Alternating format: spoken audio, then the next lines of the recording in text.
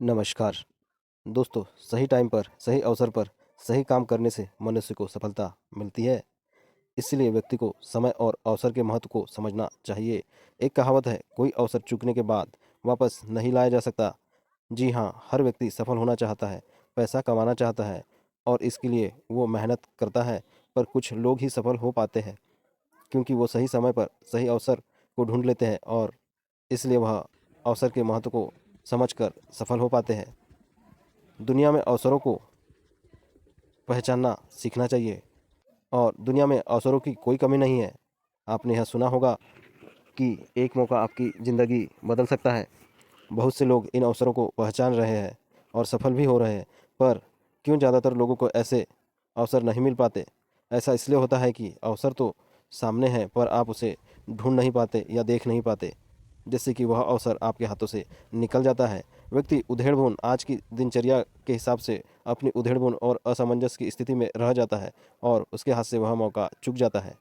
अक्सर एक छोटा सा अवसर जिसे हम यह सोचकर अनदेखा कर देते हैं कि इससे कुछ नहीं होने वाला, लेकिन एक छोटे से अवसर में एक बड़ा अवसर भी छुपा होता है।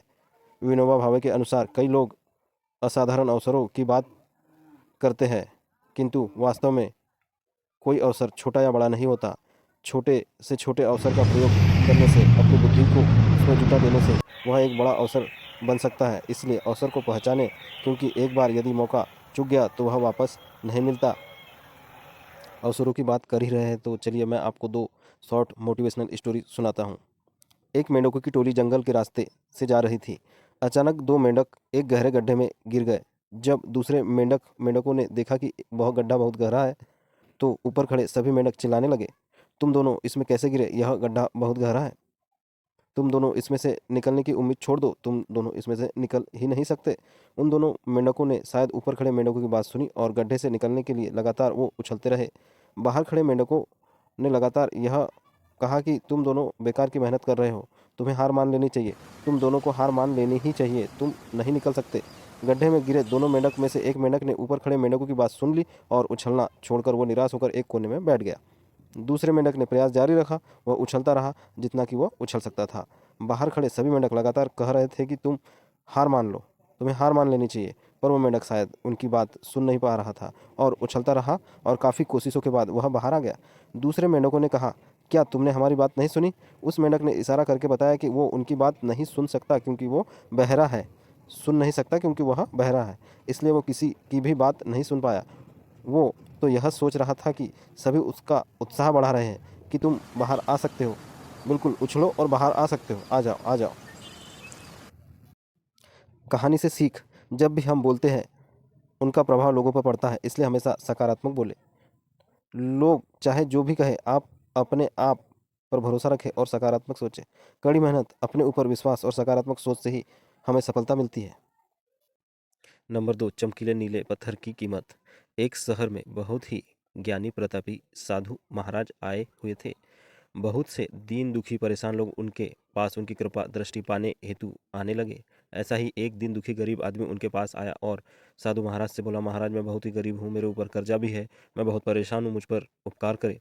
साधु महाराज ने उसे एक चमकीला पत्थर दिया और कहा, यह कीमती पत्थर है, यह तुम्हारी समस्या का समाधान कर देगा। वो आदमी वहां से चला गया और उसे बेचने के इरादे से वह अपने जान पहचान वाले एक फल विक्रेता के पास गया। उसे वह पत्थर दिखाकर उनसे उसकी कीमत पूछी। फल विक्रेता बोला, यह लगता है यह नीला शीशा है, महात्मा ने तुम्हें ऐसे ही दे दिया है। हाँ, यह सुंदर दिखता है, मैं तुम्हें इसके 1,000 रुपये दे दूंगा। वो आदमी निराश होकर अपने एक अन्य जान पहचान वाले के पास गया, जो कि एक बर्तनों का व्यापारी था। उसने उस व्यापारी को कहा कि यह पत्थर है मेरे पास, इसकी क्या कीमत होगी? उस व्यापारी ने कहा, देखा यह एक विशेष पत्थर लगता है, मैं तुम्हें इसके 10,000 रुपये दे सकता हूँ। वह आदमी सोचने लगा कि इसकी कीमत और भी अधिक होगी और यह सोच वहां से वह चले गया। उस आदमी ने उस पत्थर को एक सुनार को दिखाया। सुनार ने उस पत्थर को ध्यान से देखा और बोला, यह काफ़ी कीमती है, इसके मैं तुम्हें 10 लाख रुपए दे दूंगा। वह आदमी अब समझ गया था कि यह बहुत अमूल्य है। उसने सोचा, क्यों न मैं इसे एक हीरे के व्यापारी को दिखाऊं। यह सोच वह शहर के सबसे बड़े हीरे के व्यापारी के पास गया। उस हीरे के व्यापारी ने जब वो पत्थर देखा तो देखता ही रह गया, चौंकने वाले भाव और बहुत ही गंभीर स्थिति में उससे बोला। उस पत्थर को माथे से लगाया और वह उससे पूछने लगा, यह पत्थर तुम कहाँ से लाए हो? यह तो बहुत ही अमूल्य है, यदि मैं अपनी पूरी संपत्ति बेच दूं तो भी इसकी कीमत नहीं चुका सकता। दोस्तों, देखा ना आपने, हम अपने आप को कैसे आंकते हैं? क्या हम वो हैं जो राय दूसरे हमारे बारे में बनाते हैं? आपकी लाइफ अमूल्य है, आपके जीवन का कोई मोल नहीं लगा सकता। आप वो कर सकते हैं जो आप अपने बारे में सोचते हैं। कभी भी दूसरों के नेगेटिव कमेंट्स से अपने आप को कम मत आंकिएगा। हमेशा पॉजिटिव सोचिएगा और मेरे इस चैनल को सब्सक्राइब कीजिएगा, लाइक कीजिएगा और शेयर अवश्य कीजिएगा। थैंक यू सो मच दोस्तों।